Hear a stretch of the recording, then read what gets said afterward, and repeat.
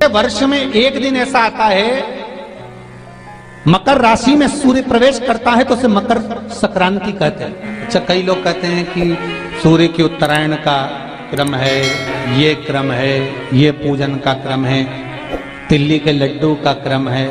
पर अगर स्कंद पुराण उठाओ तो स्कंद पुराण में अगर मकर संक्रांति के क्रम को यदि पढ़ोगे तो मालूम पड़ेगा कि शंकर और नारायण ये दोनों एक ही दिन, एक ही पल गंगा का स्नान करने के लिए जाते। एक ही माता लक्ष्मी भगवान नारायण और भगवान शिव को स्नान के लिए गुप्त रूप से झांकती है। तो भगवान विष्णु ने तिरछी दृष्टि में माता लक्ष्मी को देखा, तो माता लक्ष्मी को देखकर भगवान विष्णु शिव जी को देखे तो शंकर भगवान ने कहा, नारायण हमने देख लिया, महारानी लक्ष्मी झांक रही है, हमने वर दे दिया कि लक्ष्मी का एक नाम गुप्त लक्ष्मी रहेगा। और आज मकर संक्रांति के दिन नारायण और शिव का दर्शन इस लक्ष्मी ने करा है। पर जो गुप्त लक्ष्मी का दान दे देगा उसके घर में कभी कोई बड़ी बीमारी प्रवेश नहीं करेगी। कैंसर जैसा रोग, किडनी और लीवर का रोग नहीं हो सकता। आज भी नियम है कि मकर संक्रांति के दिन एक लड्डू बनाया जाता है गुड़ और तिल्ली का, उसमें 1 का सिक्का, 2 का सिक्का या कोई लक्ष्मी उसमें फंसा दी जाती है और लड्डू को पैक कर कर किसी मंदिर में दान दे दिया जाता है। उसको कहते हैं गुप्त लक्ष्मी, जिससे घर में कोई बड़ी बीमारी प्रवेश न हो। वो केवल मकर संक्रांति को ही होता है। आप लोग दान करते हो मकर संक्रांति पे? कितनी चीजें दान करते हो? और सुहागन माताओं को देते हो ना, क्या देते हो, कितने देते हो? 13, 14 कितने? 14। कौन से पुराण में लिखा है कि 14 चीज देना चाहिए? तो महाराज आप कह सकते हो अग्नि पुराण में वर्णन आता है। देव ऋषि नारद भगवान विष्णु के पास जाकर पूछते हैं, नारायण कृपा करिए। भगवान विष्णु ने पूछा, क्या बात है, बोलिए देव ऋषि नारद क्या चाहते हो? हमें इतना सा बता दो। शिव जी के यहाँ जाते हैं तो पहले उनके द्वारपाल से पूछना पड़ता है अंदर जाने के लिए। ब्रह्मा जी के यहाँ जाते हैं तो ब्रह्मा जी के द्वारपाल से पूछना पड़ता है। इंद्र के यहाँ जाते हैं तो इंद्र के द्वारपाल से पूछना पड़ता है।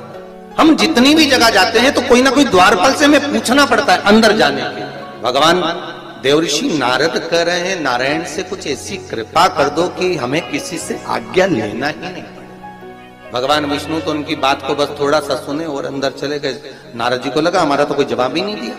नारद जी वहीं पर टिक गए, खड़े रहे, नाम जाप करते। विष्णु वापिस आए और देव ऋषि नारद से कहा, एक काम करो, जब सूर्य मकर में प्रवेश करते हुए उत्तरायण की ओर जावे, उस घड़ी उस पल में देव ऋषि नारद तुम 14 बार भगवान के नाम का, शिव नाम का दान दे दीजिए। भगवान नारायण के नाम का, राम नाम का, कृष्ण नाम का दान दे दीजिए। समझ लेना जी हो अच्छे से कि लोगों ने दान को कितना भ्रष्ट कर दिया वो बताया जा रहा है। अग्नि पुराण में ये नहीं लिखा कि तुम प्लास्टिक की चाय की चन्नी दो। 14 यहाँ क्या लिखा अग्नि पुराण में कि मकर संक्रांति के दिन जब सूर्य उत्तरायण भाव में प्रवेश करे, मकर में जावे, उस समय पर देव ऋषि नारद तुम्हारे मुख से अगर 14 बार भगवान के नाम का दान 14 जीवों को दे आओगे तो किसी भी देवता के पास जाओगे, तुम्हें परमिशन की जरूरत नहीं पड़ेगी, तुम डायरेक्ट प्रवेश कर जाओगे। डायरेक्ट। अब तुमको अगर वैकुंठ में डायरेक्ट प्रवेश करना हो तो बिना पूछे, तो उसके लिए कहा ही मकर संक्रांति पे दान दो। तो किस चीज का दान देना है महाराज? प्लास्टिक का डब्बा नहीं, बाल्टी नहीं, चन्नी नहीं, किस चीज का दान?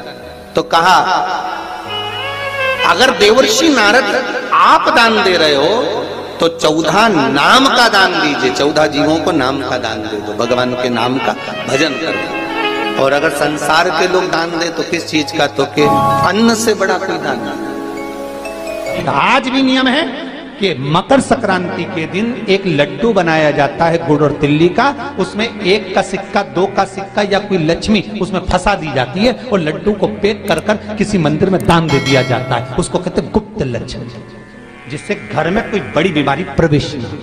वो केवल मकर संक्रांति को ही होता है।